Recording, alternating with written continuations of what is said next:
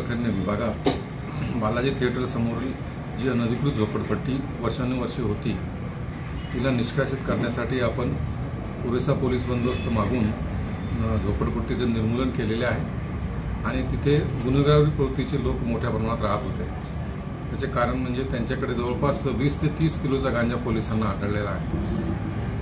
तर पोलिसांनी आपल्याला ज्या प्रकारे सहकार्य केले त्याच्यानुसार आपण ही कारवाई मोठ्या प्रमाणात करू शकतो। पालिकेचे 20-25 पोलीस होते आणि पालिकेचे 20-25 कर्मचारी सुद्धा होते या मोहिमेमध्ये आणि पोलिसांचा जवळपास 200 पोलिसांचा बंदोबस्त होता। हां, मग तिथे आपला पुरेसा बंदोबस्त असणारच आहे। महानगरपालिकेचा आपली जी सिक्युरिटी आहे म्युन्सिपाल्टीची ती तिथे थांबणार आहे आणि पुन्हा अतिक्रमण होण्यासाठी दक्षता घेण्यात येईल। तसंच पोलीस सुद्धा आपल्यासोबत आहेतच।